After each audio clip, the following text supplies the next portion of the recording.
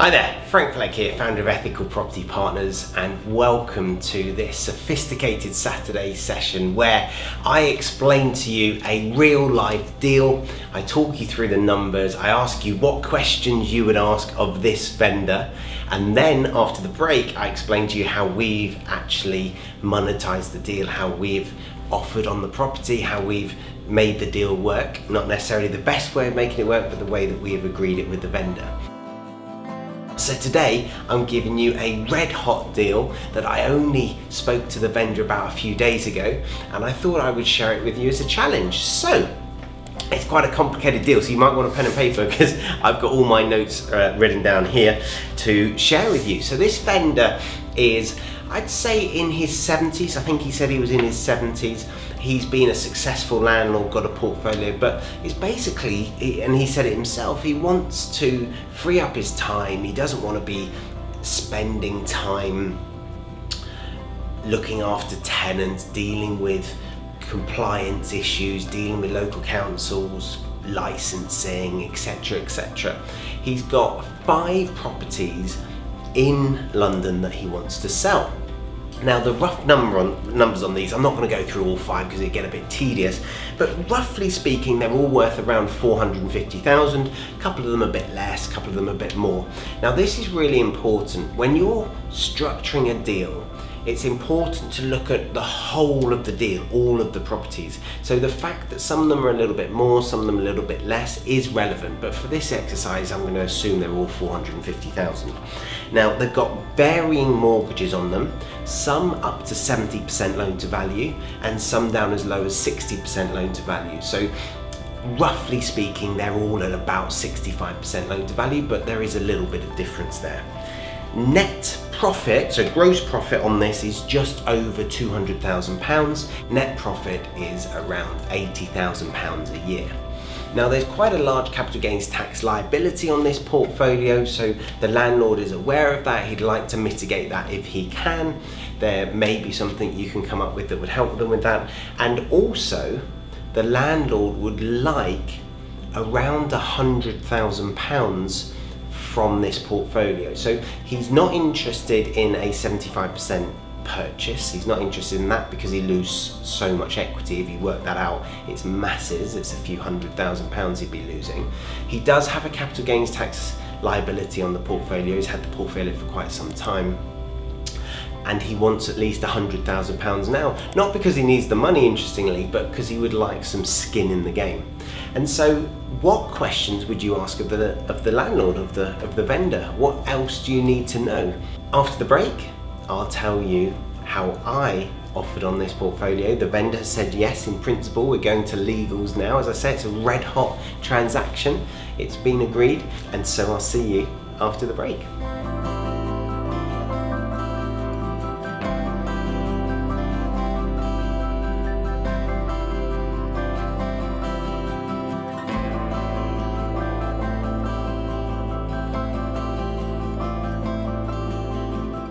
Hey guys, welcome back. So how did you structure this transaction? What did you ask the vendor? What additional questions? Well, the great thing about our sophisticated Saturday podcasts and YouTube episodes, we do these in both formats now, these challenge sessions.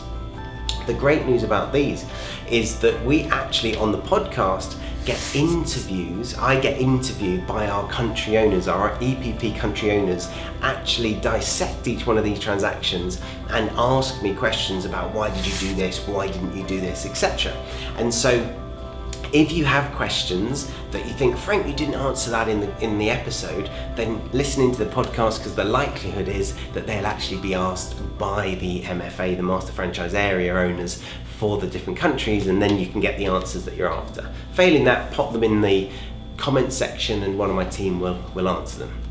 So how did you offer on this property? How did you decide to monetize it? Well, it's already quite profitable in terms of, £80,000 a year, so that's great. There may be some opportunities to develop some of them. There are actually some lapsed planning permissions in place for some development, so that's all a bonus. But the priority here is getting the properties into our permanent control, and that's what we're always looking to do. It doesn't matter if we own them now, so long as we control them now, but we must own them at some point. That's my big bugbear with rent to rent. I have no problem with rent to rent as a job, but it's not investing, because investment is controlling assets that generate passive income or highly leveraged income, whereas rent to rent, you're working really hard and earning a decent income. So it's a job and it can help people to escape their 9 till 5, but it can be taken away from you because you don't control the assets permanently. So in this transaction, I need to control the assets permanently. And so I had an open and honest conversation with the vendor, understood what he was after. He wants freedom from his portfolio, but he wants market value for them. He's had them valued, and as I say, we're working on the basis of about £450,000 a property. And so it came down to, how much are we going to pay him a month? How long are we going to do this transaction over? I've mentioned they're in London. And how much are we going to pay him up front? And once you answer those three questions, you've basically got your offer. Now, did you write down how long is left on the mortgages? Because that is critical here. If the mortgages have only got 2 or 3 years left, I spoke to a vendor this morning, there's only 2 years left on the mortgage. In fact, there's only 18 months left on that mortgage. There's very little we can do. Very little we can do, because we either need the vendor to refinance now, or we need to buy in 18 months time. So you have to know how long is left on the mortgage. You also need to know whether there's any penalty clauses for terminating the mortgage early and repaying it, and whether it's on a fixed rate or variable that's likely to revert to a reversionary, I always get that wrong, to a standard variable rate later on. I think they've changed the name to reversionary rate, I don't know why, but basically the standard variable rates of the lenders do vary, and they can change them at a whim if it's in their terms and conditions, so just be aware of that. So the answer to that is, this particular landlord has over 15 years on all of his mortgages, which is great. Because it's in London, because we're anticipating decent capital growth over the next few years, my offer to him was a 10-year agreement. Control now, pay later over a 10-year agreement. He wanted £100,000, so what I suggested was, on one of the properties, and I asked the landlord, I said, which property would give you the most money in your pocket if you're after £100,000? And he said, well, actually, there's this one, it's worth 450,000. I only owe 300,000 on it, and I don't have any capital gains tax, or there's a very small capital gains tax liability, so that would be a really good one, because some of the others, there's a large capital gains tax liability on them. And so what I said was, brilliant, we'll buy that from you at market value. Now you might be thinking, hang on Frank, what are you doing? Why are you paying market value? Well, of course, if I pay market value for this one, I wouldn't do that ordinarily. That means I get the other 4, let me just check, it's 1, 2, 3, 4, yes, it's 5 properties. The other 4, I'm getting a really good deal on, and overall that's a great deal. He actually said, how about you buy one, and then if that goes well at market value, I'll sell you the other 4. Well, with the greatest of respect to the vendor, I can't risk that, because I could end up buying a property and then him not selling the other 4. So I said to him, we need to do all 5 simultaneously. He said, I understand that, no problem at all. So I'm going to buy one at market value. I'm going to have to put in a sizable deposit. So if it's £450,000, I'm going to have to put in 25%. So I'm putting in whatever that ends up being. It probably end up being about £150,000 by the time I've put a 25% deposit in. That'd be 100k, 100 and a bit. Then you've got stamp duty, etc.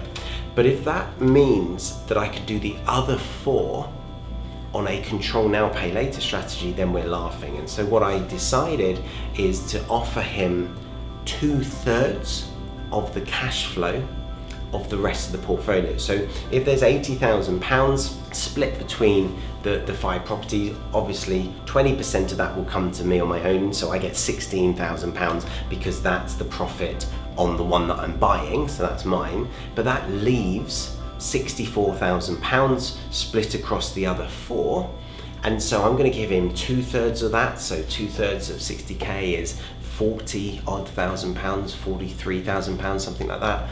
And I'm going to get the balance. So I'm going to get the balance of 43 to 64, which is £21,000 per year for basically just putting in my 150k into this transaction. So I've got 16k and I've got 21k. That's a total of £37,000 return on 150k. And what I know I can do, and you might be thinking, yeah, but that's not a great return, Frank. It's not. I completely agree, because we have our golden rule at EPP, which is to get all of our money out within the first year. That's what we aim to do. If you think about it, £30,000+ on a £150,000 investment is not all of your money out in 1 year. It's actually a 20% return, which means it's going to take you 5 years to get all of your money out. Not fantastic at all, except if it's not your money. And that's how I'm going to solve this. So I'm going to bring in a JV partner and I'm going to say to them, look at this deal. We've got 4 properties here that we're securing at today's prices for £1 each. 4 properties in London. They're tenanted, we've got accounts. What do you think they'll be worth in 10 years' time? And they'll tell me what they think they're worth. Well, here's the thing. We can secure them at today's prices. We'll actually exchange contracts. That's what I said to the guy. We need to simultaneously exchange on all 5 and we'll complete on the 5th one at the same time. So we'll have 4 exchanges and 1 completion. And then to my finance investor, I'm going to say, look, we will benefit from the capital growth over 4 properties over the next 10 years. How amazing is that? And all we've got to do is buy 1 property today that's a good return, that's a decent yield on a full market value property. In fact, is it a single let or HMO? It's a HMO property, so it's got a decent ROI on that particular property as well. And as a benefit, you get all of this extra return. Except of course the investor won't get all of the return. They won't put 150 in and get 20% because I'm going to go halves with them. So that's not a bad return at all. 10% for the investor because they are getting a 10% return, cash on cash return on a London property is pretty awesome. Also I'm going to manage it for them, so that's pretty good for them. So it's a passive investment for them. But instead of seeing the normal return that they'd see on 1 property, capital return, as capital growth kicks in, they're going to see capital growth on 5 properties. Now admittedly they're going to share half the cash flow with me, so I'm getting £15,000 a year, and they're going to share half the capital growth, but it's still a brilliant deal for the investor. And so I typically will go to my franchisees first and offer this to them, and if they're not interested or there's not an appetite for it, I'll then go to some of my high net worth individuals that just want fantastic deals to do. Now for me, how much money am I putting into this? 0. Yes, I'm going to manage the properties, but that's fine. I can get a letting agent to do that down in London for me. I get £15,000 a year from the 5 properties in cash flow, and none of that is a return on investment. It's an infinite return on investment because I haven't put any money into the deal. And over the next 10 years, I'm going to hopefully see fantastic capital growth. If I don't see capital growth, we've got an assignable exchange of contracts, which means that if we don't see a huge capital growth, we can just sell these properties on.